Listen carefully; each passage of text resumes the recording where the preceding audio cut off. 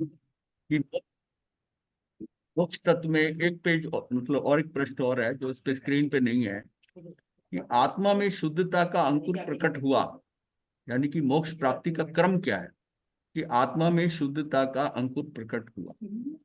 ये नहीं आया, ये एक पेज अब पता नहीं नहीं रहा हुआ। तो आत्मा में ये जो शुद्धता का अंकुर प्रकट हुआ, इसका मतलब ये हुआ कि उसको अब जो है आत्मा में शुद्धता आ गई, मतलब उसको सम्यक दर्शन की तरफ चलता है। सम्यक दर्शन, शुद्धता का अंकुर प्रकट हुआ, मिथ्यात जड़मूल से हट गया।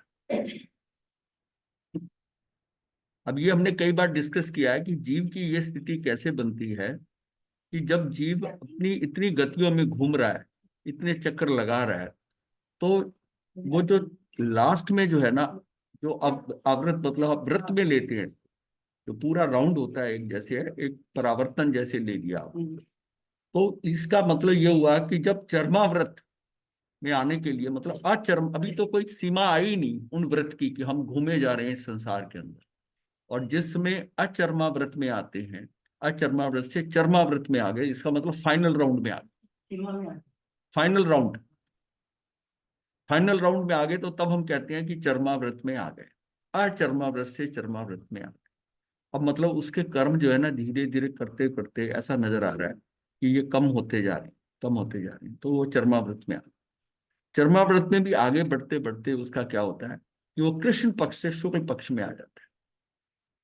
कृष्ण पक्ष से शुक्ल पक्ष में आ जाता है, मतलब जो उसका जो है पक्ष चेंज हुआ, सिर्फ अभी मिथ्यात्वी है, मिथ्यात्वी है।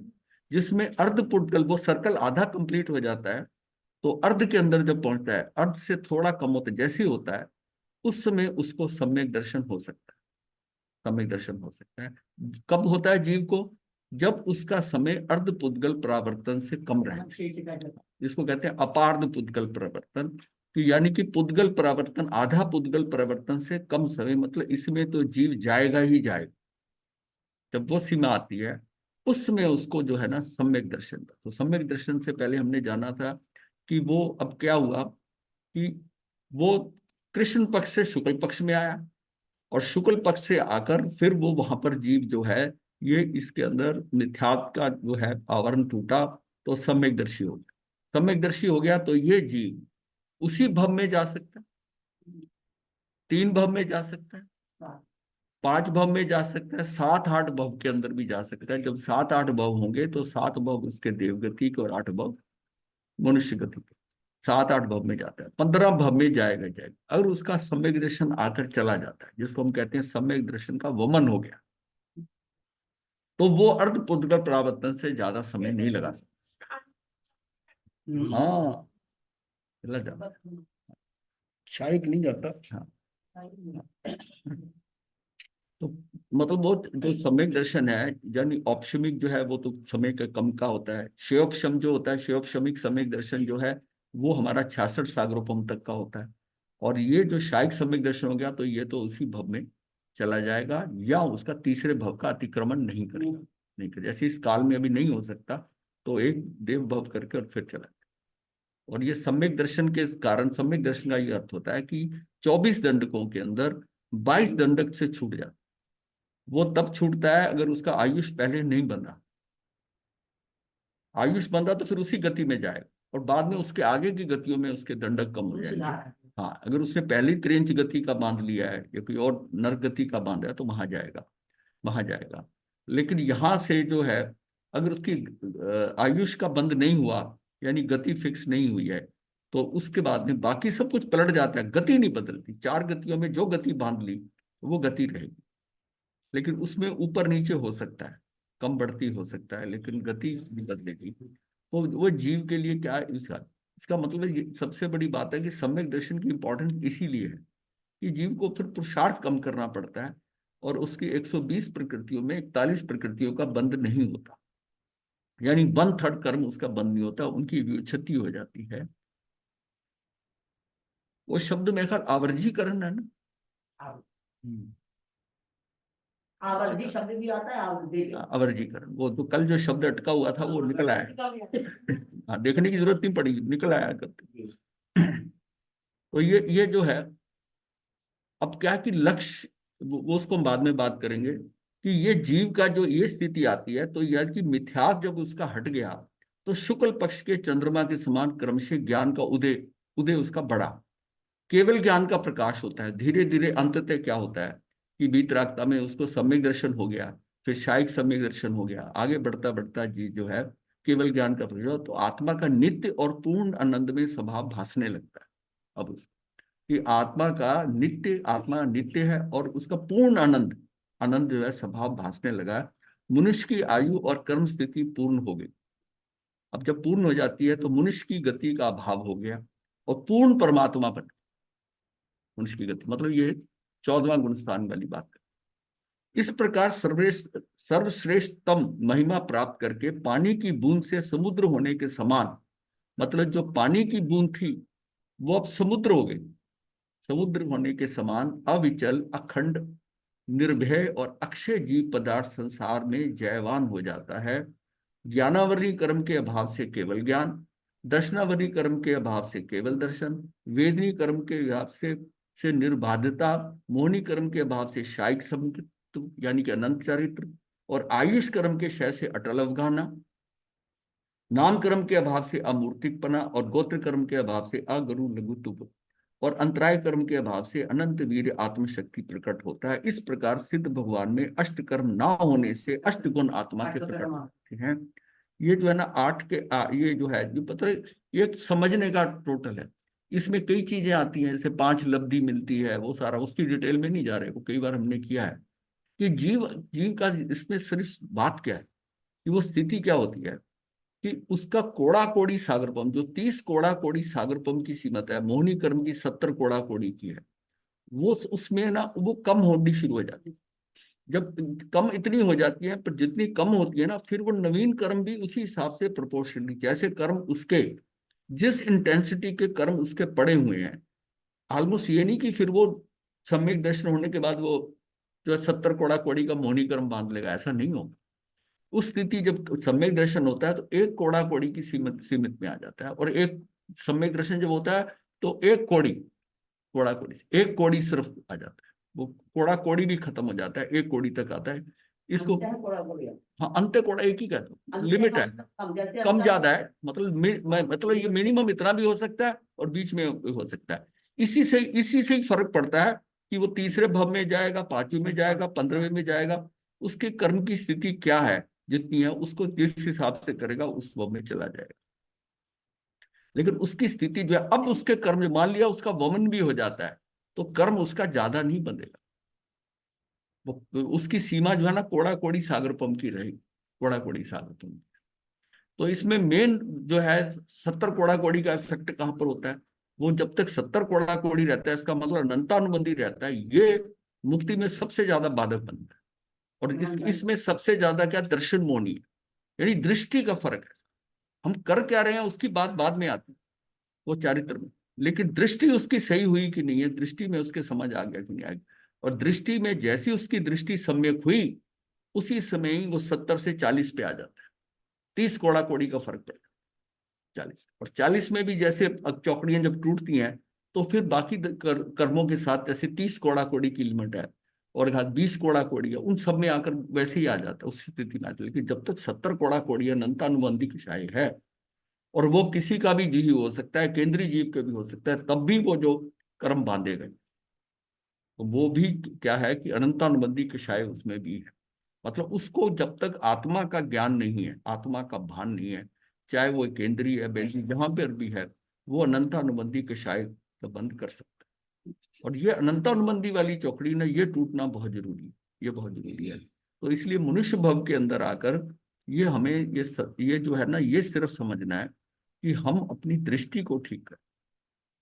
सारी खेल सारा दृष्टि का है, क्रियाओं में इतना नहीं, दृष्टि हमारी है, धर्म के अंदर दृष्टि हमारी ठीक हो जाए। तभी कहा है कि धर्म के अंदर ना, धर्म की पालना, इवन साधु बन गया, संयम ले लिया, उसकी भी पालना ही कर रहा है अगर, तो वो भी क्रियाओं में पड़ा हुआ है, क्रिया में पड़ा है। धर्म की आराधना करनी है, आराधना करनी है, मतलब वो भावों से पूरा वैसा होना चाहिए, क्रियाओं से इतना नहीं। भाव है तो फिर क्रिया भी ठीक होगी। खेल सारा पीछे भावों का, ये भाव, क्योंकि ये जो भाव है ना, ये सीधे गवर्न करते हैं हमारे सूक्ष्म कर्मों। और वो स्थूल कर्म आते होते ना, उस स्थूल कर्मों से हमारी लड़ाई चली है। लेकिन सूक्ष्म कर्म क्या है कि वो सही काम करते करते भी अंदर भाव क्या बैठा हुआ है, उससे सारी गड़बड़ हो जाती है।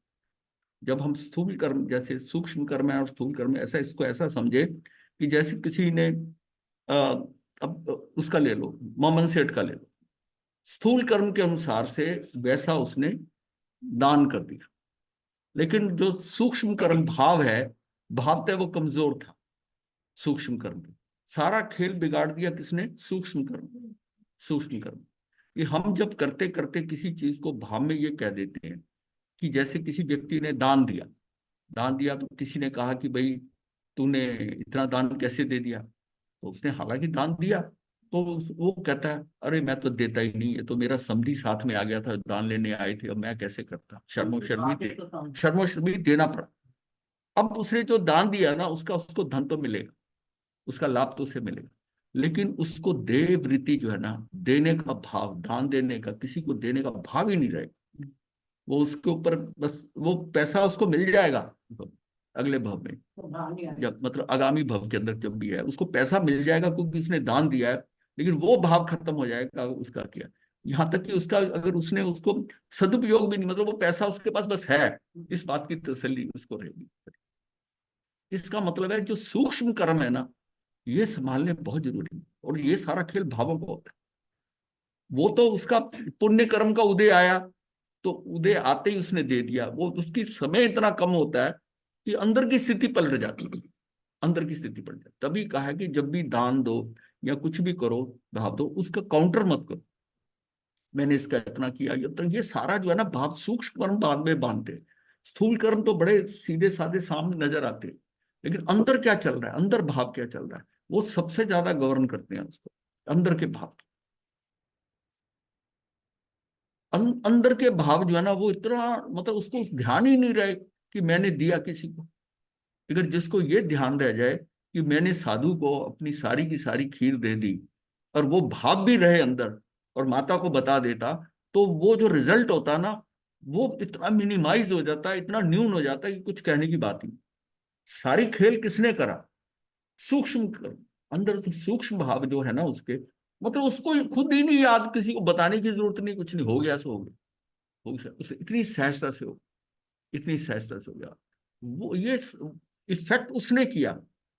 अगर हम समझें कि उसकी जो भावधारा थी ना, उसने इफेक्ट किया। हाँ, जो अंदर अंदर जो है, अंदर जो है, तो हम जो कार्य करते हैं ना, इसलिए कहा है कि भावों को नियंत्रित करना है मुक्ति के लिए। खेल सारा भाव करते हैं।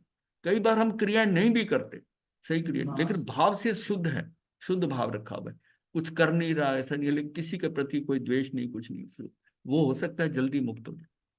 भाव ऐसे भाव रखे, भावों से, मतलब उसके पास उसको ज्ञान नहीं चढ़ रहा, लेकिन उसमें मास तो ज्ञान नहीं चढ़ रहा, लेकिन वो फिर भी अपने आप के अंदर इतना भाव रखता है कि मेरे कारण गुरु परेशान है, सभी मैं कैसा, मेरी बुद्धि कैसी है। वो कितनी आलोचना, कितना लघुता उसमें रही थी, उससे कल्याण हो गया। जिसको भूख ही लगती थी ज्यादा, उसका कल्याण हो गया। उसका क्या, उसकी भावधारा क्या थी, भाव उसका ऐसा भाविंदा, वो अपने आप को यही अपनी आलोचना करता रहता था कि मेरे से क्यों नहीं रुका जाता। वो है। तो खेल तो सारा हुआ। अब वो जो उपवास करने वाले थे उनका कार्य नहीं हुआ, उसका हो गया। तो अपने को समझना यही है कि हमारी भावों की शुद्धता कितनी, भावों की शुद्धता, यानी कि हमारी जो अंदर सूक्ष्म कर्म है ना, भावों को कंट्रोल करना बहुत जरूरी होता है। और भाव हमारे जो होते हैं, जो पिछले जन्म में हमने करा है काम, उसके हिसाब से हमारे उसका इम्पैक्ट आ जाता है। और फिर हमारी भावधारा वैसी बन जाती है। मतलब उस बच्चे ने उस समय पर पीछे कुछ भव में कुछ ऐसा किया होगा, कुछ ऐसा किया होगा, मतलब उसका उसका रिजल्ट आगे तक का देना अलग है, पुण्य के कारण है, प्लस अंदर की जो वो तो स्थिति थी, उसकी वस्तु स्थिति वो ऐसी थी कि बिल्कुल शांत भाव से दिया, नहीं दिया, बस दिया तो भूल गए। जैसे हम कहते हैं ना कि एक हाथ से दो, दूसरे हाथ को पता ना चले, ये वही बात हुई कि एक हाथ से दिया और दूसरे हाथ को पता ना चले। ये स्थिति आना भी उसके अंदर की जो है, भावों की सूक्ष्मता के ऊपर डिपेंड कर। तो सारा खेल भावों से है कि हम भावों से क्या कर रहे हैं, किसी के प्रति कुछ भी नहीं कर रहे, बैठे बैठे भाव करते रहे, ये भावों से ना हमारा आगे का सर्जन हो जाता है। भाव ही सारी जो आगे की प्रकृतियां का सर्जन कर देते हैं। और मैंने किसी का कोई बुरा नहीं किया, कुछ नहीं किया, लेकिन मन में ये हुआ ये गलत कर रहा है, ये ऐसा कर रहा है, ये जो क्रियात्मक जो चीजें चलती हैं ना, प्रतिक्रिया करते हैं जो, और उससे भावधारा चलती रहती है, ना वो बोल रहे हैं ना कुछ बात कर रहे हैं, वो सारा अंदर जो है ना, अगला अगला जीवन जो है ना, उसकी पूरी डेवलपमेंट हो रही है, उसकी सर्जन कर रहा है, उसका सर्जन कर, इसलिए इस समय जो भाव कर रहे हैं वो सारे भाव अगले उसमें काम आएंगे क्या, इसमें नहीं? कहीं भी आ सकते हैं। वो भाव करे तो रिजल्ट लाएंगे लाएंगे। जो आपने करा है वो अलग इशू है, वो स्थूल क्रिया है। ये जो सूक्ष्म अंदर भाव चल रहे हैं ये अलग चल रहे हैं। कई बार क्रिया अच्छी करते के बावजूद ही भाव गलत हो जाते, भाव गलत हो जाते। एक उसका आता है ना वर्णन की, श्रेणिक राजा जब भगवान महावीर के दर्शन करने जा रहे तो रास्ते में एक लड़की, छोटी बच्ची थी, और जो है दुर्गंधा नाम रखा है उसका, दुर्गंधा का।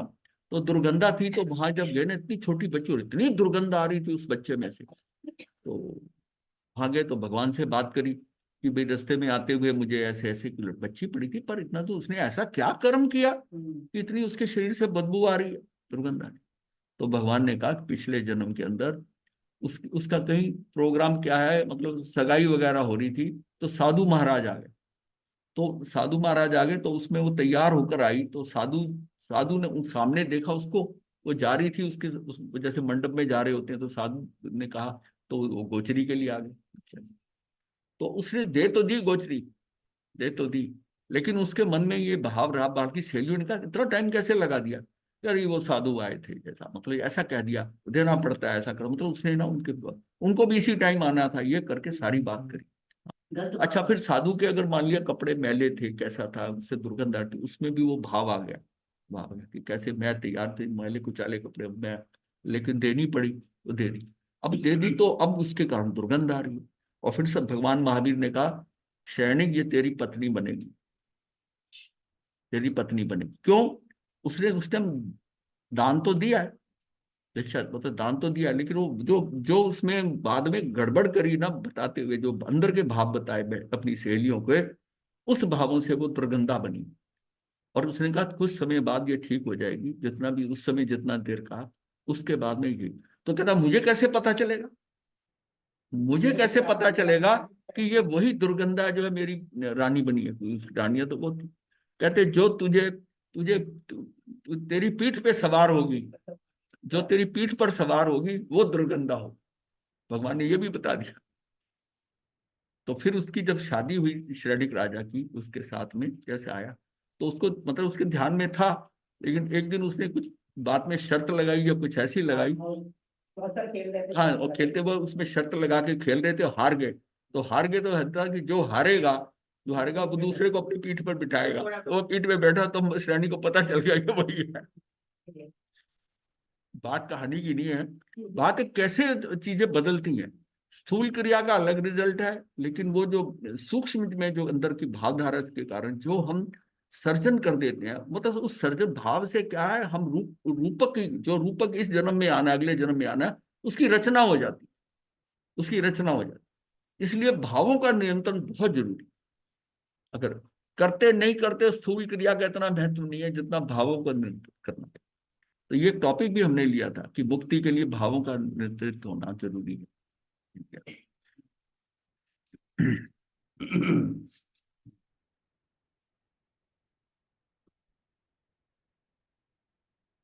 अच्छा, नौ तत्व का ही हमने वैसे किया था पहले, एक बार ये बैठी हैं बच्चियां बैठी तो ये समझ जाएंगी। नौ तत्व की महिमा क्या है। जीव अजीव के नौ भेद हैं। संसारस्थ जीव को सिद्धस्थ प्राप्ति के उपाय बतलाते हैं, अर्थात संसार में कैसे मुक्त होना है, अव्ययवाद परम सुख कैसे प्राप्त करना है। जीव और अजीव के नौ भेद हैं। इसमें एक तो छह द्रव्य थे, छह द्रव्य जो है 20वां बोल है उसमें छह द्रव्य हैं, और ये 14वां बोल के अंदर नौ तत्व है। नौ तत्व ये आप उनका हो गया, अभी होना है, अभी होना है। अच्छा अच्छा, ठीक। तो जीव तत्व क्या है। ये जीव तत्व हमें बतलाता है कि मैं ज्ञान का घन पिंड, एक आत्म द्रव्य हूं, चेतना मेरा लक्षण है और उपयोग मेरा गुण है। तो एक्चुअल जीव का चेतना मेरा लक्षण क्या है कि चेतना जो जीवत्व है, जीव की शक्ति, चेतना उसकी शक्ति है, शक्ति है। और उस शक्ति का जो उपयोग करता है वो ज्ञान और दर्शन में, ये जो उपयोग करना है ना, ये उसको क्या है, उसका गुण है। ये शक्ति उसका गुण है, उसका उपयोग भी लगाना है। ये चेत जिसको हम कहते हैं जीव है, तो जीव है तो उसका मतलब उसकी में चेतना शक्ति है। चेतना शक्ति है तो उस चेतना शक्ति के कारण ही वो उपयोग लगाता है। उपयोग लगाने का मतलब अटेंशन देना, ज्ञान रख, इसको ध्यान से देखना, इसके बारे में जानकारी लेना, ये उपयोग गुण जो है ये भी उसके साथ है। तो जीव, अगर जो जीव होगा उसमें दो तरह की चेतना होगी, सामान्य और विशेष दो तरह की चेतना होगी, और उपयोग भी दो तरह का होगा, एक ज्ञानोपयोग, एक दर्शनोपयोग। तो दो तरह के उपयोग और दो तरह की चेतना जिस जीव में से होती है वो जीव द्रव्य है, वो जीव द्रव्य है। तो ये जीव तत्व क्या है? जीव तत्व हमें बतलाता है कि मैं ज्ञान का घन पिंड हूँ, आत्मद्रव हूँ, चेतना मेरा लक्षण है, उपयोग मेरा गुण है, ये जीव तत्व है। जीव तत्व और जीव द्रव्य में फर्क है। जीव तत्व जो है वो सार है, जीव तत्व सार जीव है। जीव द्रव्य ऐसा हम मान के चलें, आगे आगे वर्णन करेंगे। अजीव तत्व क्या है कि हमें लोक के समस्त दृश्यों से परिचय कराता है। अजीव तत्व क्या है कि सारा जो दृश्यमान दिख रहा है, जो हमें दिखाई दे रहा है, वो सारा जीव तत्व। जीव को छोड़ के सारा। हाँ, पर नहीं नहीं, जीव को छोड़ के नहीं, इवन जीव भी हो सकता है उसमें। हाँ, ये जो अजीब तत्व है हमें लोग मतलब या उसके, या तो उसमें गया और निकल गया उस वहां जगह, या उसके साथ ही है। क्योंकि वो क्रिएशन कौन करेगा? जो जो बाहर नजर आ रहा है आपको, अब ये तख्तपोश नजर आ रहा है, ये क्या है? तख्तपोश, हम कहेंगे ये जड़ है, लेकिन जब ये पेड़ था तो ये जीव था। तो पेड़ कैसे बना? कि उसमें जीव गया, जीव गया तो वो पौधे से पेड़ बन गया। अब पेड़ बन गया, जीव की आयुष खत्म हुई, या किसी ने पेड़ काट दिया, उसकी मृत्यु मतलब खत्म कर दिया। अब वो जो लकड़ी आई ये बन गई यहाँ पर, तो ये क्या हुआ? ये दृश्यमान, ये नजर आ रही है, पर ये बनी कैसे? ये जीव ने बनाई है। जैसे सोना है, कपड़ा है, ये जीव ने बनाया है। जीव ने कैसे बनाया है? कि कपास का कपड़ा, कपास का जो है वो पौधा होगा, उसके कपास निकले, उससे करके वो क्या हुआ? वो उसमें भी जीव गया और जीवों का शरीर हुआ, वो कपड़ा बना। इसी तरह ही सोना है, पृथ्वी काय का जीव है। ऐसी ऐसी डायमंड है, आभूषण है, सामान है, घर का जो कुछ दिखाई दे रहा है, कपड़े से लेकर जो कुछ मेटल, कार, आपकी जो कुछ दिखाई दे रहा है, ये सारा ये जीवों के शरीर हैं। ये क्या है? ये शरीर है, ये कलेवर है, और जिससे हम इकट्ठा करके खुश हो रहे हैं, ये उनकी जो है मृत शरीर है। और जो आपने पहना हुआ है, जो कुछ भी यूज कर रहे हैं, जो आपको दिखाई दे रहा है, वो मृत शरीर है, मृत शरीर है। कभी ना कभी जीव वहां गया होगा, कोई ना कोई जीव गया होगा, उस जीव से उसका शरीर की क्रिएशन हुई, और उसमें फिर कई तरह से उसका शुद्धिकरण कर, मॉडिफिकेशन, चेंज कर कर ये सामान हमारे सामने जो बिखरा हुआ है, ये सारा जीवों के कलेवर है। अब ये अगर दिमाग में जाता है तो ये परिग्रह पे चोट करता है कि हम कलेवर इकट्ठे कर रहे हैं। ये बात, ये अजीब तत्व है। अब जब अजीब तत्व है तो ये मनुष्य तो दिखाई दे रहा है दूसरे के लिए, उसके लिए भी तो वो अजीब ही है, समझो। वो शरीर ही देख रहा है ना, रिश्ते शरीरों के हैं ना, शरीरों के रिश्ते हैं। तो आश्रव तत्व क्या है? कर्मों के आगमन के बारे में बतलाता है, और इनके आने के मार्ग कौन कौन से हैं। ये बड़े दो दो लाइन के अंदर है, एक या दो लाइन के अंदर ही है। आश्रव तत्व क्या है? कि कर्मों के आगमन के बारे में बतलाता है और उनके आने के मार्ग कौन कौन से। बंध तत्व क्या है? बंध दर्शाता है कर्मों का आत्मा के साथ सपृष्ठबद्ध हो, संयोगित हो जाता, मतलब ये जो है ना, ये बंध तत्व हो गया। पुण्य पाप क्या है? ये शुभ भावों से पुण्य और शुभ भावों से पाप रूप कर्मों का परिणमन होना। ये पुण्य पाप भी, ये आश्रव, ये इनका आना भी आश्रव का, इनका आगमन जो आश्रव है। संवर तत्व क्या बतलाता है? कि आने वाले कर्मों को कैसे रोकें, भले ही आंशिक रूप से, पर कैसे रोक सकते हैं, ये संवर तत्व बतलाता है। और नेजरा तत्व क्या बतलाता है? कि जो कर्म अज्ञानतावश पूर्व में आ गए हैं, उन्हें बाहर कैसे करें, जिससे कि उन बद्ध कर्मों से कैसे मुक्त हों। और मोक्ष तत्व बतलाता है कि जब बाहर से नवीन कर्म ना आए और भीतर का कोई कर्म शेष ना रहे, बाहर वाला नया कोई आए नहीं और भीतर वाले खत्म हो जाए, उस समय जीव की जो स्थिति होगी उसे कहा जाता है मोक्ष। वस्तु का वास्तविक स्वरूप ही तत्व है। अब ये तत्व और द्रव्य की फर्क है। वस्तु का वास्तविक स्वरूप ही तत्व है। तत्व, परमार्थ, पदार्थ, तथ्य, सार, ये सब पर्यायवाचक शब्द हैं। तत्व भी कह देते हैं, परमार्थ भी कह देते हैं, पदार्थ भी कह देते हैं, तत्व, सार, ये सब पर्यायवाचक शब्द हैं। तत्व अनादि अनंत है, स्वतंत्र सत्ता वाले हैं। सत्य सदैव एक समान रहता है, किंतु असत्य बदलता रहता है। सत्य स्वयं प्रकाशमान है, असत्य को प्रकाशित करना पड़ता है। सत्य को प्रकाशित बताने की जरूरत नहीं होती। सत्य जो होता है वो स्वयं प्रकाशमान है, और असत्य को प्रकाशित करना पड़ता है। इसी अपेक्षा से तत्व को तथ्य भी कहा। और कई बार वो तत्व क्या देते हैं, इस बात का तत्व क्या है, सार क्या है, मर्म क्या है, हार्द क्या है, ये सारा आता है। अपेक्षा से तत्व को तथ्य भी कहा जाता है, जिसके द्वारा परम और चरम लक्ष्य को जानकर भौतिकता से निवृत्ति और आध्यात्मिकता में प्रवृत्ति हो, वह परमार्थ है। परमार्थ का कैसा है कि जिसके द्वारा परम चरम लक्ष्य को जानकर भौतिकता से निवृत्ति हो जाए और आध्यात्मिकता में प्रवृत्ति हो जाए। जिस तत्व में सभी भावों का अंतर्भाव हो जाता है उसे पदार्थ कहा जाता है। जो परमार्थ यानी मोक्ष की प्राप्ति में साधक या बाधक बनता है वह परमार्थिक पदार्थ तत्व है। मतलब मोक्ष की प्राप्ति में साधक या बाधक बनता है वो तत्व है। अर्थात मोक्ष प्राप्ति में अति उपयोगी ज्ञेय पदार्थ ही तत्व है। मुमुक्षुकों के लिए जिन पदार्थों का ज्ञान अत्यंत आवश्यक है वह पदार्थ तत्व कहे गए। मुक्ति के लिए जो पदार्थ जो है ना आवश्यक है वो तत्व का है। तत्व मतलब सार लेना। अभी हम जीव तत्व का करेंगे ना तो पता चल जाएगा। साधक का मुख्य साध्य मोक्ष है। मोक्ष और मोक्ष के साधनों को जाने बिना कोई साधक कभी भी मोक्ष मार्ग में प्रवृत्ति नहीं कर सकता। मतलब मोक्ष का कल एक प्रश्न पॉइंट आया था कि समुद्र घात करते हुए भी, समुद्र घात मतलब क्या स्वतः होता है, उसमें जीव नहीं करता। और क्योंकि 8 समय में होता है जीव को तो उसका भान नहीं है। लेकिन केवली तो थे, केवली समुद्र घात जब होता है तो केवलियों को नहीं बताया हमें कि 8 समय लगते हैं। तो उसमें उससे पहले जो मुक्ति होना है तो उसमें अवर्जीकरण एक, अवर्जीकरण क्या होता है कि उस समय भी उसको मोक्ष अभिमुख, उसकी दृष्टि मोक्ष के ऊपर होती है। ये अवर्जीकरण होता है। ये शब्द कल ध्यान में नहीं आ रहा था। अवर्जीकरण जो होता है ये इस होता है कि मतलब ये सब होने के बाद भी उसका लक्ष्य जो है ना वो वहां पर मुक्ति के लिए। सलेखना संथारा की जो महत्व है, सबसे इंपॉर्टेंस ये है कि उस जीव ने कुछ समय पहले मृत्यु से अपना लक्ष्य बना लिया कि मुझे मुक्त होना। देखिए, भूखे जा रहा है या भरे पेट जा रहा है वो बात उसको लॉजिकली उसको नहीं, बात समझो ये। अब उसने अपना, उसको नहीं पता कब जाना है, किस समय जाना है, पर वो उसके लिए प्रिपेयर होकर उसने लक्ष्य बना लिया कि मैंने जाना है। इसलिए उसका बहुत ज्यादा महत्व है। मतलब हमारा लक्ष्य बनना चाहिए। यहां पर भी रहते हुए हमारा लक्ष्य मुक्ति का होना चाहिए, और अंत समय के अंदर भी सलेखना संथारा का मेन जो उसका मतलब समझो सार है वो ये है कि जीव ने अपना लक्ष्य मुक्ति का बना लिया है, जाने का।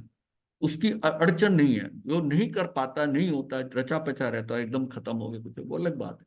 लेकिन जिसकी भूमिका बनी हुई है और उसने इसको समझ में आया, इसका मतलब अब उसकी दृष्टि हो गई कि मुझे इस संसार से कुछ नहीं।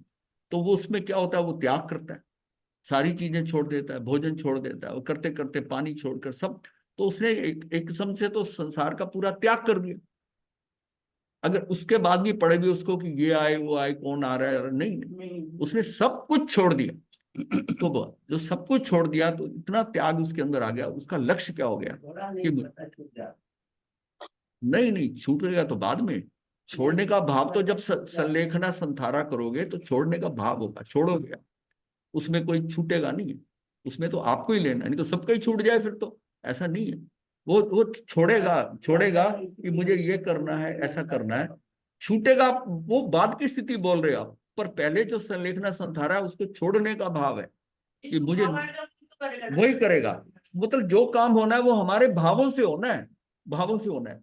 और अगर आप भाव कर लें कि मुझे संथारा आए, अवश्य आए, और संथारे का ये महत्व है, तो बहुत चांसेस है कि आएगा ही आएगा।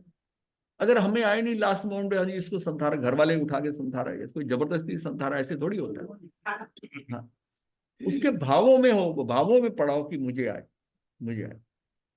तो ये बात तो मतलब ये समझ में आती है कि जब एक केवली होकर भी, जब ये पॉइंट आता है कि केवली होने के बावजूद उसके अब अंतर मुहूर्त के अंदर उसने मोक्ष जाना, तब भी वो एक शब्द आया कि आवर्जीकरण करता है। इसका मतलब तब भी उसका ध्यान उधर होना चाहिए, अभिमुख उधर ही हो डायरेक्शन, क्योंकि अल्टीमेटली डायरेक्शन कौन देगा, वो आप ही ने देनी है मुक्ति के लिए, वो डायरेक्शन आप ही की होनी है। तो आपका भाव ऐसा होना चाहिए। अब जिसको केवल ज्ञान, उसने पता है मैंने तो जाना ही जाना है, हाँ जाना ही जाना है। तो उसको, उसके लिए वो शब्द, उससे पता ये चलता है कि मतलब हमको कितना पर्टिकुलर, मतलब ये है कि हमेशा लक्ष्य भेद के ऊपर हमेशा ध्यान रहे। हम साधना करते हुए, धर्म करते हुए कि मुझे मुक्त होना है, मुझे मोक्ष प्राप्त करना है, इसका लक्ष्य उस टारगेट पे हो। जब होना है तब होगा, लेकिन मुझे प्राप्त करना है। ये अंदर पुष्ट होना चाहिए, पुष्ट होना। ये जो आपका से डिस्कशन हुआ था ना, उसके ऊपर बताओ कि अपने अंदर जो भाव इतना पुष्ट कर लो कि मुझे तो बस दादा भक्त नहीं, मुझे तो तीसरे भक्त का अतिक्रमण नहीं करना, ये बात अंदर पुष्ट कर लो। और फिर देखिए कि आप करोगे तो कैसी स्थितियां बदलती हैं। एक बार ये दृढ़ निश्चय करके देखो ना, संकल्प, संकल्प में बड़ी शक्ति होती है। लेकिन एक होता है कि हम करे जा रहे हैं, साधु भी बन गए, ऐसा बन गए, लेकिन चले जा रहा है जीवन, वो वही सारे प्रोग्राम चल रहे हैं, वो सारा बस रचे पचे वैसे ही। अब जैसे संसार में रचे पचे थे, साधु बनकर एक दूसरा संसार है, इसमें भी रचे पचे हो, तो बात तो वहीं की वही रही। सिर्फ क्या है कि अपने अराउंड जो सदस्य है वो आपने बदल लिए, बदल लिए अपने। तो तो साधक का मुख्य साध्य मोक्ष है, और मोक्ष और मोक्ष के साधनों को जाने बिना कोई साधक भी कभी भी मोक्ष मार्ग में प्रवृत्ति नहीं कर सकता। यह भी सत्य है कि साधक मोक्ष के विरोधी तत्व और उनके कारणों का स्वरूप जाने बिना अपने मोक्ष पथ पर पूर्णतः प्रगति नहीं करता। मतलब अगर आप सोने के बारे में जानते हो तो आपको पीतल के बारे में भी पता होना चाहिए, वो भी पता होना चाहिए। इसलिए जब बताया जाता है जीव और अजीव, ये सारा जो होता है, ये भेद जो करा जाता है, ये मतलब उसको ये पता हो कि ये सही है, ये नहीं। जब तक हमें नहीं भान था कि शरीर अलग है और आत्मा अलग है, जब ये भान हो जाए पूरी तरह और हमको बाद में इस बात का एहसास अंदर से हो जाए कि शरीर अलग है, तब देखेंगे कितना फर्क पड़ जाए। दो चीजें, कि शरीर अलग है और आत्मा अलग है। मैं आत्मा हूं, ये शरीर जो है साथ में, उसके साथ सारे संबंध निभाए जाएंगे, बट उसको एज ए पड़ोसी की तरह निभाए जाए। एक एक में एक होकर नहीं, तन में नहीं होंगे आप, शरीर में तन में नहीं होंगे। संयोगित है, संयोगित इसलिए कि हमारी अभिव्यक्ति इसी के साथ होनी है। जो कुछ मैं अभिव्यक्त करना चाहता हूं बोलकर कर कर, उसकी अभिव्यक्ति का एक साधन है, ये शरीर मिला है, और इसको थोड़ा किराया देना होता है, भोजन देना है तो उसका उतना उतना मेरा संबंध है, और ये छूट जाना है, ये भी अंदर पक्का हो जाएगा। तो ये एक्चुअल ये भाव जो है उसको सम्यक दर्शन के समय पक्का हो जाता है, क्योंकि वो दोनों को स्प्लिट पोजीशन देख लेता है। ये शरीर अलग है, आत्मा अलग है, वो आत्मा का भास अलग हो जाता है शरीर। बुद्धि से तो पता चल जाता है, बट खुद जब प्रैक्टिकल में देख लेता है तब वो पक्का हो जाता है, अंदर पक्का हो जाता है कि यस, ये फिर उसको समझने की जरूरत नहीं, बताने की जरूरत नहीं है। वो उसको बिल्कुल डिफरेंस नजर आएगा कि ये अलग चीज है बिल्कुल इसका। तो ये जो समझ आ जाएगी ना, ये कार्य करेगी, इतना फर्क। अब जब हम कार्य करते हैं ना, मैं करता हूं ही नहीं, मैं किसी का कर नहीं सकता, इस भाव से मैं करते हुए भी ये भाव लाता हूं कि मैं तो इसका कर नहीं सकता, ये तो हो रहा है कार्य, इसका हो रहा है, तब भी कर्म बंद नहीं हो। और अगर कर्ता भाव अंदर बैठा हुआ है तो बंद होता है कर्मों का। मतलब उसी क्रिया को करते करते भाव है कि मैं तो करता हो नहीं सकता, जो कुछ हो रहा है माध्यम है, ये तो हो रहा है, हो रहा है, ये तो मेरे से हो रहा है। मतलब ये भाव भी अंदर पुष्ट होता है। और जहां उसने कुछ नहीं किया, मतलब वो करता नहीं है कर्म, वो बांध नहीं सकता, राग द्वेष वो कर नहीं सकता, पर वो अपने आप को कर्ता मानता है, उसका कर्म बंद हो जाता तो भाव आ गया ना है। उसमें। सबसे बड़ी प्रॉब्लम ये होती है कि ना करते हुए भी मेरे अंदर भाव है कि करता तो मैं हूं, मैंने किया। राग द्वेष कौन करेगा, मैं करूंगा, मैंने क्रोध किया, मैंने ये करा। वो जो बात है उसके बाद में उसका फर्क पड़ता है कि ये सर, मतलब क्रोध है, जैसे क्रोध है, तो क्रोध आता है जिस समय के ऊपर, तो उस समय क्या होता है कि हमें ये अंदर भाव होता है क्रोध आ गया, आ गया तो अब उसको दबाने की जरूरत नहीं है, निकल। लेकिन ये पता होना चाहिए कि ये गलत है। तो मैं तो कर ही नहीं हाँ, सकता ये मैं तो आ गया कर, कोई हाँ, नहीं ये गलत मेरे से आ गया, उसकी आलोचना कर ले, तो आलोचना करने से जो आया वो पिछली जो बैटरी चार्ज हुई थी उसका डिस्चार्ज हुआ, वो हो गया, होना था, वो व्यवस्था में पड़ा था तेरा। लेकिन तुझे ये पता है कि ये नहीं आना चाहिए था, ये नहीं होना चाहिए। और अगर ये भाव करता है कि मैंने सही क्रोध किया, ना, वो तो उल्टा और बन हाँ, गया ना। हाँ, इसका मतलब है ना तो उसको दबाना है, दबाने का मतलब है कि वो फिर निकल के आएगा, फिर किस स्थिति में निकल आएगा। आज वो क्रोध, एक कई बार होता है समझ से में आते हुए भी क्रोध आ गया, तब भी उसको भान ये रहे कि ये गलत हुआ, उसकी आलोचना कर ले वो आगे। और अगर ये उसको सही समझता है कि मैंने ठीक किया, मैंने ठीक किया, तो वो उसको फंसा दे। अब एक है कि जो अब क्रोध आया फिर कर्म बने, लेकिन वो जरूरी नहीं कि अगले जन्म में क्रोधी बनेगा। लेकिन एक ने ये करा कि अंदर क्रोध किया नहीं, लेकिन अंदर रहा कि क्रोध उसके अंदर बैठा हुआ है और ये ठीक है, क्रोध आ रहा है, मैं इसको ठीक करूंगा। वो फिर उसका क्रोध आएगा, वो भाव उसको क्रोधी बनाएगा, उसको क्रोधी बनाएगा उसको। और यहाँ क्रोध आ रहा है और उसको गलत मान रहा है और उसकी आलोचना कर रहा है, तो उसको वो क्रोध का भाव जो है आगे से खत्म हो जाए, खत्म हो। ये इस महाराज जी, हाँ जी। ना दबाने का क्या मतलब हुआ? क्रोध को ना दबाना आप कह हाँ, रहे हैं कई ना? बार क्रोधित जो अंदर पड़ा होता है, जैसे क्रोध है, जैसे क्रोधित होता है आदमी अंदर होता है, तो वो जी। अंदर उसको दबाया जाता है। मतलब क्या है कि उसका बॉस है सामने क्रोधित है, बहू है सास सामने है, अंदर इतना क्रोध आ रहा है सास के प्रति और निकाल नहीं रही है। अगर उसको कह दे कि माता जी आपका ये गलती है, ये कर रही है, अगर बताकर उसको ठीक कर दे, कुछ हो जाए तो टल जाए। अंदर क्यों क्रोध रखा है? अंदर वाला तो फिर आएगा ही आएगा, और फिर किस स्थिति में आएगा ये पता नहीं। पहले तो सबसे बड़ी बात है उसको गलत समझना। मैं जो पॉइंट बता रहा हूँ ना वो ये समझ रहा हूँ कि ये गलत है, गलत है तो मुझे नहीं करना चाहिए। अब हो गया, अब हो गया तो फिर क्या करो? अब हो गया तो उसको मानो कि ये गलत हुआ मेरे से, और वो व्यक्ति सामने, उससे क्षमा मांग लो, अपनी आलोचना कर लो। तब तो वो उसको वो जो कर्म पहले के बदे थे वो आपने खत्म कर दिए। दबा दिया तो आपने फॉर द टाइम बिंग दबाया, वो तो फिर कभी आएगा। तो लेकिन महाराज जी, जब ये तक भावना बाकी और कसाई के लिए भी रखनी चाहिए। हाँ, सभी मान सभी कषायों की ये है। आपको तो पहले की मेरे से, अब पहले तो कषाय करे नहीं, ये तो बड़ी आइडियल पोजीशन है कि करना नहीं। और अगर आपसे, मतलब आपसे हो ही गया क्योंकि वो व्यवस्था में पड़ा हुआ है, आपसे हो गया मतलब किसी को आपने ऐसा कहना बोलना है और वो दुखी होना है, वो उसमें आ गया, तो उसमें उस सिस्टम में आ गया व्यवस्थित होकर। क्योंकि स्थूल कर्म में इतना कंट्रोल नहीं होता, वो तो हो ही जाता है बचाते बचाते।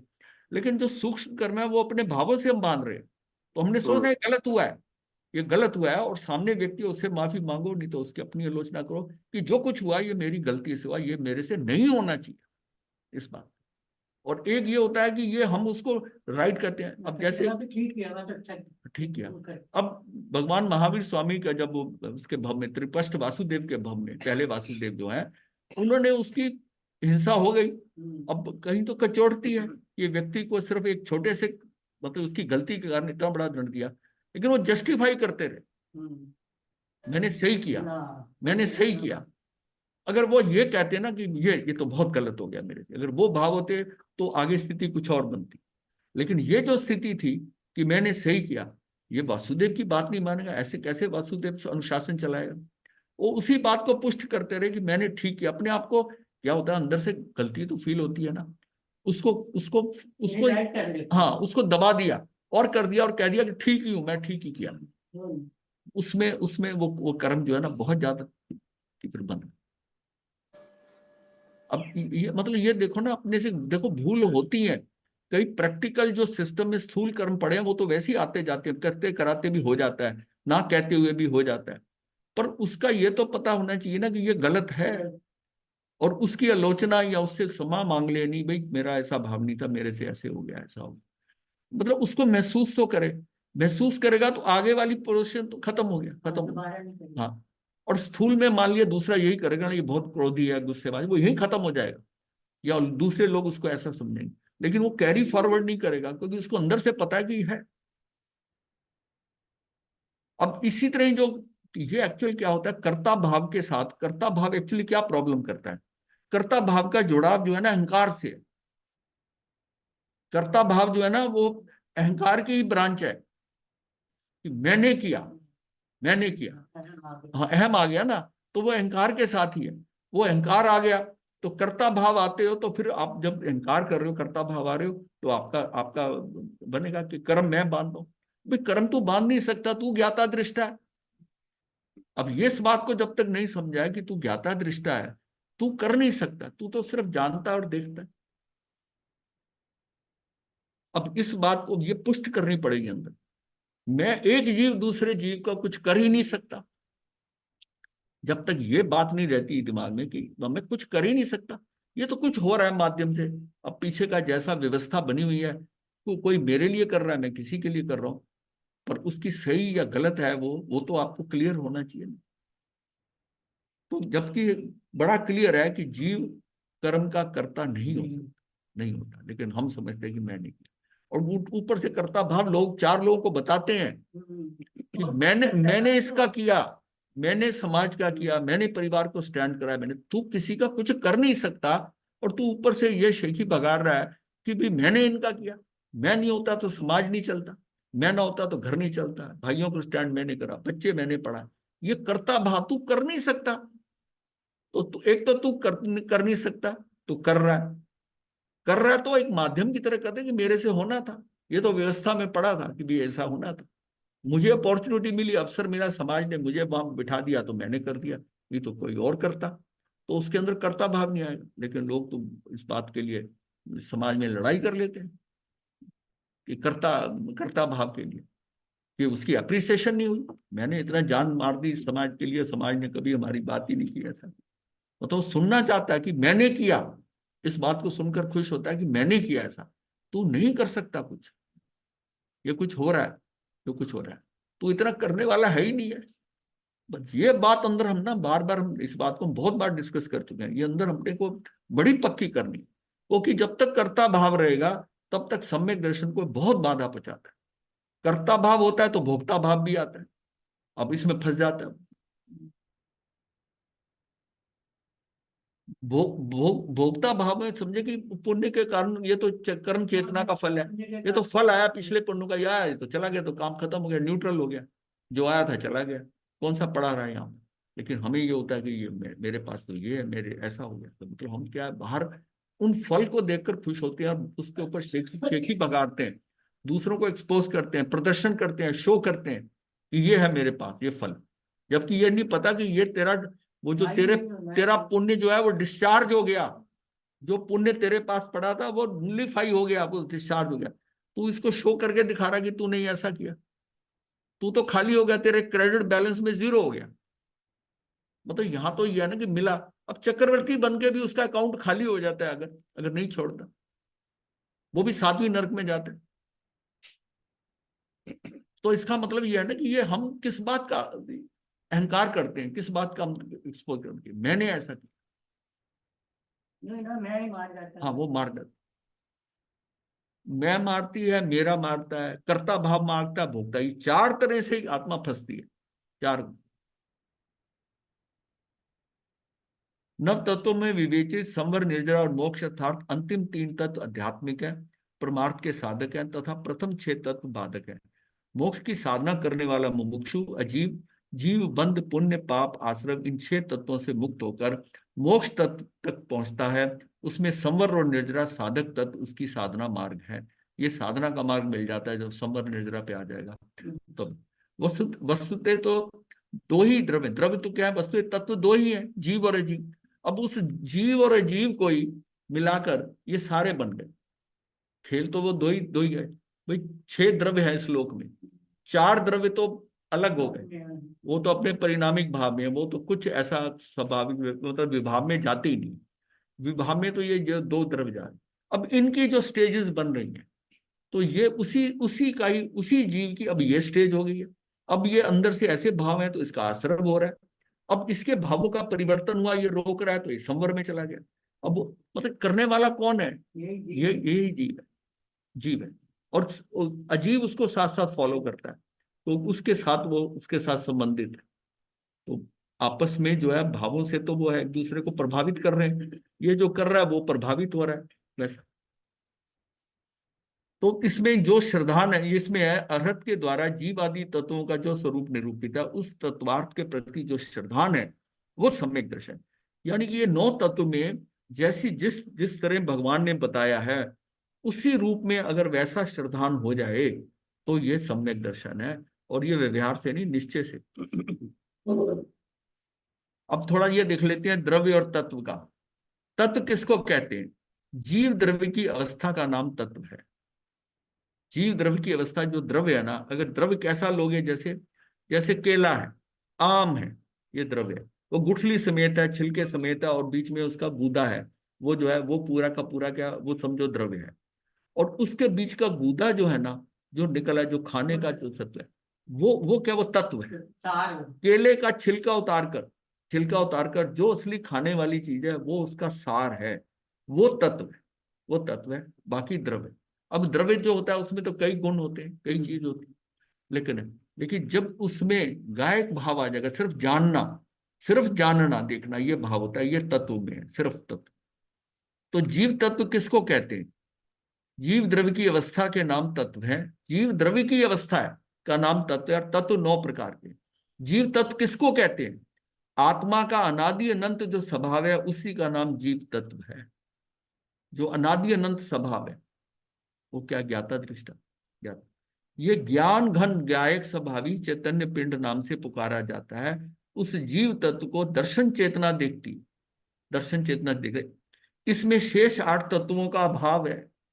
जीव तत्व वो है जिसमें 8 का अभाव है। वह जीव तत्व मैं हूं, ऐसा सिद्धांत का नाम सम्यक दर्शन है। मैं वो जीव हूं। तो सम्यक दर्शन में वो एक्चुअली जीव जो है ना अपने तत्व को देखता है। जीव तत्व मैं हूं ऐसे सिद्धांत का नाम सम्यक दर्शन है। जीव तत्व और जीव द्रव्य में क्या अंतर है? जीव तत्व मात्र गायक स्वभाव का नाम है, सिर्फ जानना। वो लाइन जो ना थोड़ा अंडरलाइन करो, शेष 8 तत्वों का अभाव है। आइए ना, शेष बात हो गया। ये बहुत बढ़िया लाइन है। इसमें तो हाँ, इसको जीव तत्व मात्र गायक स्वभाव का नाम है जिसमें तत्व नहीं है।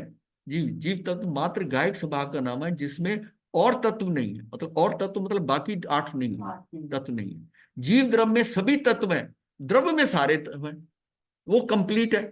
जीव द्रव्य में सभी तत्व हैं, यही दोनों में अंतर है। यही दोनों में अंतर है कि इसमें जीव द्रव्य में सभी तत्व हैं और जीव तत्व में सिर्फ एक गायक स्वभाव, एक गायक स्वभाव जानना है, बाकी जानना है। अजीव बाकी तत्व तत्व से किसको? मतलब अर्थात मतलब क्या जी? ये जीव द्रव्य में सभी तत्व हैं, इसमें थोड़ा सा एक्सप्लेन कर दीजिए महाराज। अजीव तत्व में जितना है ना, जीव तत्व मतलब जीव द्रव्य जो है, जीव द्रव्य में सभी तत्व हैं। मतलब ये जीव द्रव्य है, उसमें सारी स्टेजेस जो हैं वो सारी काउंट होगी। जीव द्रव्य में सभी तत्व हैं उसके अंदर।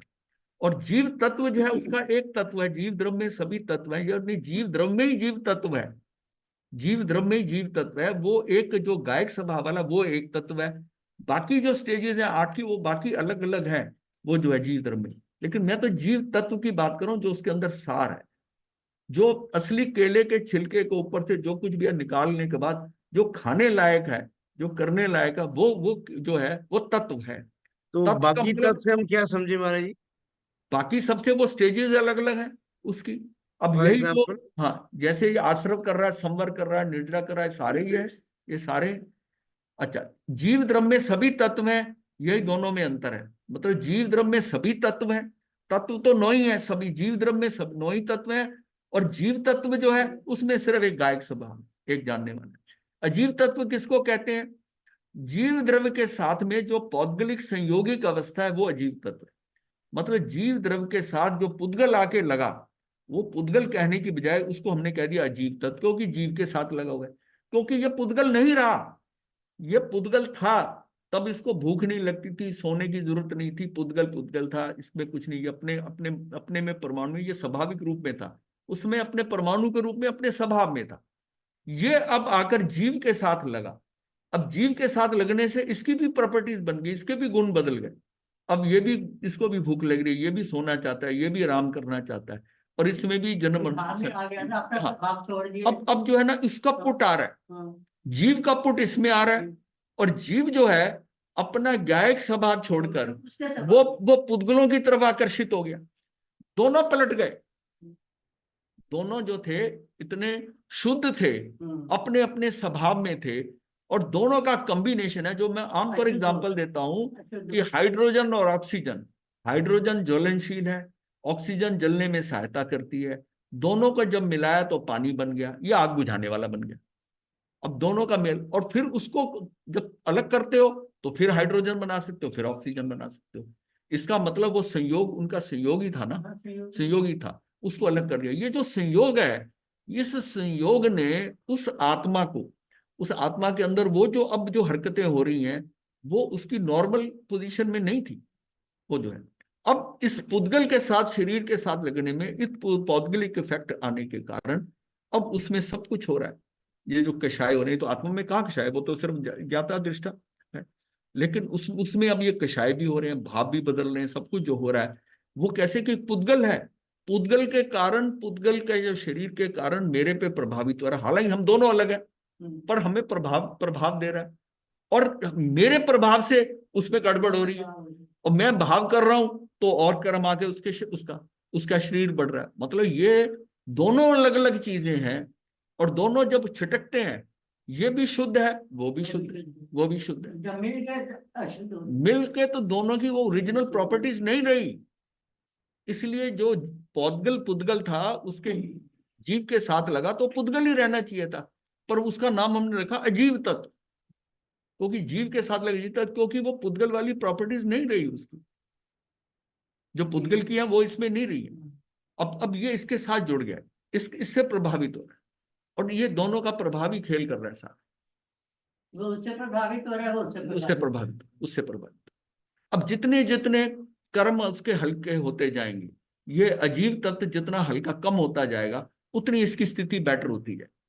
ये जितनी बढ़ते जाएंगे, जैसे जितने बढ़ते जाएंगे, किस कैटेगरी कैसे, वैसी हमारी नेचर होती, व्यक्ति वैसा हो जाता है। ये जो वैरायटी अपने लोगों को नजर आ रही है, ये उनके अजीब तत्व के कारण है।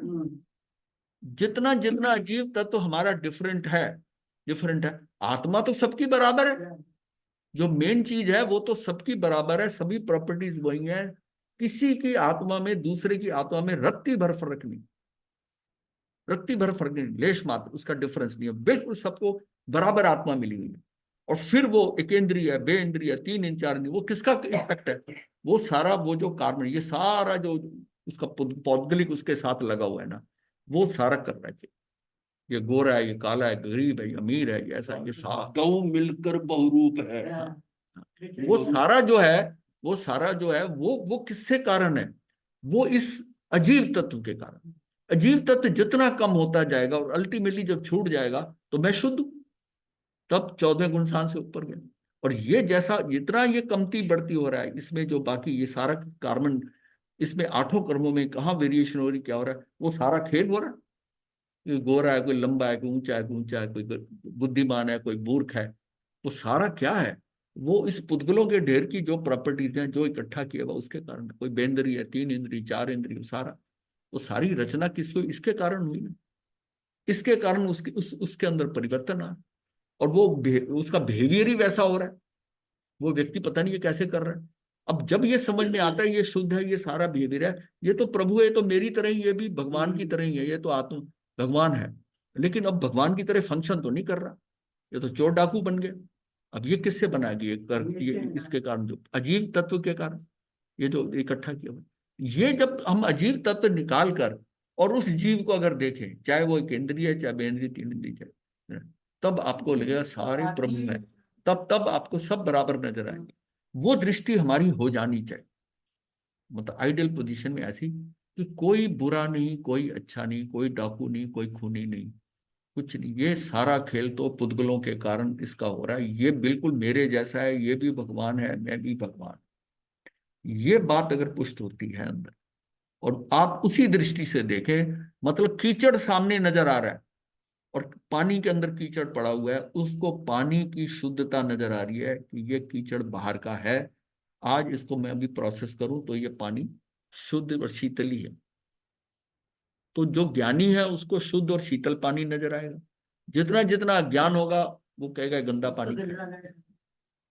तो ऐसे ही हमें जितना नजर आ रहा है, जितनी वैरायटी नजर आ रही है कि ये बुरा है, इसका विचार ठीक नहीं है, ये ऐसा है, गोरा है, काला है, ये हम सारी वैरायटी है, हम सोचें ये बेसिकली मूलतः है तो ये एक ही है, और ये मेरे जैसा ही है, इसका मेरा धरती भर और सिद्ध भगवान, इसका मेरा जरा कोई डिफरेंस नहीं है, ये मेरे लिए सिद्ध समान है, और ये हो सकता है मेरे से पहले मुक्त हो जाए। आज जो मुझे खराब नजर आ रहा है, हो सकता है मेरे से पहले मुक्त हो जाए। यही तो भगवान महावीर ने उसमें देखा अर्जुन माली को। अर्जुन माली को देखकर लोग नहीं समझ पाए कि इसको दीक्षा कर दी, क्या खूनी को दीक्षा दी, ये भी कोई तरीका है दीक्षा देने का? वो उन्हें पता है कि ये मेरे से पहले मुक्त हो जाएगा। अब केवली तो ये सोच सकता है, हम तो उनके ज्ञान से कह सकते हैं। ये सोच, ये भाव हमारे अंदर हो जाए, ये लाना पड़ेगा हमें, मतलब इतने ज्ञान को, अपने को ज्ञान को बढ़ाना पड़ेगा कि हमें कोई बुरा दिखाई ना दे, कोई बुरा होता ही नहीं है। वो मजबूरी में फंसा हुआ है कहीं, ये जैसे आप कहते हैं कि नादान है, फंस गया है, ये बेचारा बेचारा है, मैं उसको कहता हूँ ये आपको भी करना मेरे है। गिलास में दो।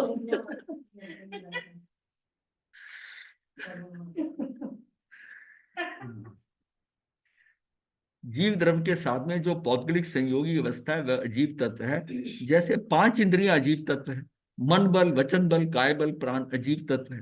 श्वासोश्वास, आयुष, औदारिक, वेकरी आदि शरीर भी अजीब तत्व है।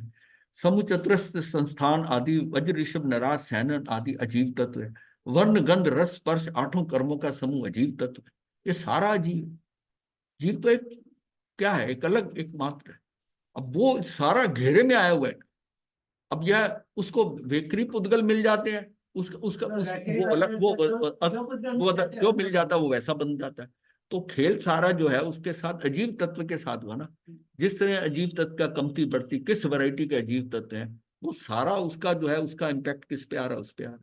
और फिर भी हम ये कह रहे हैं इसका उसके साथ कोई भी जो है कनेक्शन नहीं है, सिर्फ संयोग है। वो बस पास में एक ही जगह बगाना, जहां मेरा जीव तत्व पड़ा है वही यही है, वही ये सारे आके मिल गए, अजीब तत्व मिल गए। और जीव अजीब, इसके कारण मेरा तत्व इफेक्टेड हो रहा है। और वो एक ही जगह पर एक ही क्षेत्र में अवगाना किए गए। मैं ये भी नहीं कह सकता कि मैं इसके अंदर हूं, ये भी भाषा में गलत हो जाता। जब कहते हैं ना शरीर के अंदर में हम, आप अंदर कह देते हैं, प्रैक्टिकली है हम साथ साथ एक ही जगह एक ही स्थान पर अवगाहित है, एक ही स्थान पर है। मैं किसी के बीच में कहा, इसके बीच हम एक ही स्थान पर है, पर व्यवहार की भाषा में आ जाता है। व्यवहार में कि वो कहते आत्मा क्या, वो शरीर के अंदर है, शरीर के अंदर, शरीर के या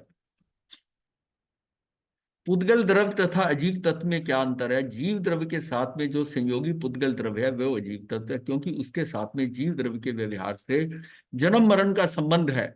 इस प्रकार पुद्गल के संबंध की अपेक्षा से अजीव तत्व कहा है, और जिसका जीव द्रव्य के साथ में संबंध नहीं है, ऐसे पुद्गलिक पिंड को पुद्गल द्रव्य कहा जाता है। जिस जीव द्रव्य के साथ में संबंध नहीं हो तो पुद्गल पिंड है, तो पुद्गल द्रव्य कहा जाएगा। ना उसने मरना है, ना जीव ने मरना है, वो भी शाश्वत है, वो भी शाश्वत है। दोनों का मेल जो हो रहा है उसमें जन्म मरण हो रहा है। जैसे हम पुद्गल द्रव्य कहते हैं, हाँ। जिसके साथ जीव का कोई संबंध नहीं है, वो पुद्गल द्रव्य हाँ बिल्कुल अलग, हाँ। भिन्नता। इसी तरह से हम जीव द्रव्य को ऐसा कहें जहाँ जहाँ पुद्गल का शरीर का कोई संबंध नहीं है, हाँ बिल्कुल ओरिजिनल पावर है, हाँ ओरिजिनल एनर्जी है, हाँ, वो जीव द्रव्य कह सकते हैं, ऐसा कह सकते हाँ कह सकते हैं। लेकिन अपने को समझना यही है कि द्रव्य जो है, हैं। क्लियर हो गया। हाँ क्लियर होता है। जब बता दिया कि केले का छिलका उतार दिया आपने, आम के अंदर गुठली निकाल दी, छिलका निकाल दिया, सब निकाल दिया, और उसका बीच में से जो गुदा गुदा पल्प है, तब वो तत्व है, वो तब वो तत्व है, वो तत्व है जो तो सार है उसका। जैसे हमने द्रव्य को तो हम ओरिजिनल एनर्जी मान रहे हैं ना। हाँ, द्रव्य को तो ओरिजिनल है, वो तो 6 द्रव्य है ना, है ही नहीं वो तो द्रव्य, वो तो 6 जो है 6 कॉन्स्टिट्यूएंट है श्लोक के। जीव द्रव्य जो है तो कॉन्स्टिट्यूएंट है श्लोक के, एक हिस्सा है लोक का। अब उसमें उस जीव द्रव्य में तत्व जो है ना, जीव तत्व है, वो उसका सार है। जीव तत्व का सार। तत्व तो ठीक है। हाँ, जीव द्रव्य तो कंप्लीट है ही है ना, जीव द्रव्य जो है उस द्रव्य में तो सारे ही तत्व हैं। उस द्रव्य में, उसी में सारे ही है। तो महर्षि जी मतलब ये हुआ कि जब तत्व के साथ पुद्गल है तो वो द्रव्य है, संयोगित है तो। हाँ, जीव जीव जीव के साथ में, जीव तत्व के साथ में, मतलब जीव के हाँ साथ जी में, जी जीव अजीव के साथ में, उसमें वो क्योंकि वो बदल रहा है। जी अब पुद्गल जो है ना, उसको अजीव तत्व इसलिए कह दिया, नाम दे दिया, है तो पुद्गल ही ना, वो जी। है तो पुद्गल है, लेकिन वो जीव के साथ लगने में वो पुद्गल की प्रॉपर्टी छोड़कर उसमें नवीनता आ गई है, वो कुछ और जी। करने लगा है। वर्चुअल अब इनको फिर इतनी अंग्रेजी समझाएंगे ये यही कंफ्यूज हो जाएंगे। हाँ उसके अंदर रंगीन धागा पड़ा हुआ है, हाँ हाँ, तो तो मणि तो वास्तव में मणि ही हाँ है। ऐसी है। अब वो जो है ना, मतलब जुड़ा नहीं है उसमें, लेकिन वो जो कह रहे हैं ये एग्जाम्पल कई बार दिया है कि भाई जो डायमंड पड़ा हुआ है उसके साथ में आपने फूल रख दिया गुलाब का, अब वो पिंकिश नजर आ रही है, ना तो उसका वजन बढ़ा, ना उसका, बस देखने में अब पिंक नजर आ रही है, ना उसका और कलर हाँ कुछ नहीं हुआ, लेकिन अब वो पिंक की तरह काम, पिंक नजर आ रही है। वो फूल हटा दो, फूल हटा दो तो वो ओरिजिनल वही वही चमक, स्फटिक वैसी सफेद। गेंदे का फूल रख दो, पीली नजर आने लग जाएगी, पीली नजर आने लग जाएगी। अब ये हमने क्या रखा है, उसका जो, उसके सामने जो चीज है उसका रिफ्लेक्शन हाँ उसमें आ रहा है। बस इसी तरह ही जो है ना, उसकी ये जो अजीब तत्व है, अजीब तत्व जिस लेवल का आ रहा है, वो मेरे अंदर वैसा ही पिंकिश पना और या येलोइश पना ला रहा है। अवस्था मैं राग में राग कर रहा हूँ, द्वेष कर रहा हूँ, क्रोधी हो रहा हूँ, ये हो रहा हूँ, वो सारा माल जो पड़ा है ना पास में, उसके कारण हो रहा हूँ। और मैं तो शुद्ध आत्मा हूँ, शुद्ध शुद्ध आत्मा होते हुए भी अशुद्धता कहाँ आई? अशुद्धता वो पीलापन और गुलाबीपन है, पीलापन और गुलाबीपन, पर हूं मैं शुद्ध। वो जो तो महाराज रिफ्लेक्शन जी, उसका पड़ रहा है। जो स्वभाव में और विभाव में द्रव्य जाते हैं या तत्व जाते हैं? नहीं, स्वभाव में तो स्वभाव तो इसी का ही है ना। पुद्गल का तत्व पुद्गल का भी स्वभाव अपना है, अपना वो उसने भी अपना स्वभाव छोड़कर इसके बदले में नहीं नहीं, मैं जीव जीव के लिए कह रहा हूँ। जीव जब हाँ जीव, स्वभाव में हाँ अ, स्वभाव में या विभाव में जाता है, हाँ तो जीव द्रव्य जाता है या जीव तत्व द्रव्य जाएगा? जाता है, द्रव्य द्रव्य द्रव्य जाए, द्रव्य द्रव्य। जाए। हाँ, तत्व तो सार है ना, तत्व का कुछ नहीं होना, तत्व का ये जाएगा, द्रव्य जाएगा। हम्म। चलिए। बहुत अच्छा समझाया गुरुदेव, हाँ बहुत जी, अच्छा समझाया दोनों का द्रव्य डिफरेंस। द्रव्य प्रभाव हाँ, बहुत क्लैरिटी हुई आज। बहुत अच्छा समझाया गुरुदेव। पंच नमो तब पापनाशना मंगलान सब्बे सिंह परमं भवे मंगलम चतारि मंगलम हरिभंता मंगलम सिद्धा मंगलम साहु मंगलम देवली पनतो धम्मो मंगलम चतारि लोकोत्तमा हरिहंता लोकोत्तमा सिद्धा लोकोत्तमा साहु लोकोत्तमा केवली पनतो धम्मो लोकोत्तमा चतारि शरणं प्रपद्यामि हरिहंते शरणं प्रपद्यामि सिद्धे शरणं प्रपद्यामि साहु शरणं प्रपद्यामि केवली पनत्तं धम्मं शरणं प्रपद्यामि हरिहंता जी का शरण सिद्धा जी का शरण साधुओं का शरण केवली चौकन्या धर्म का शरण चार शरण सुख करने मंगल करने सदा ही मध्य मध्य महाराज।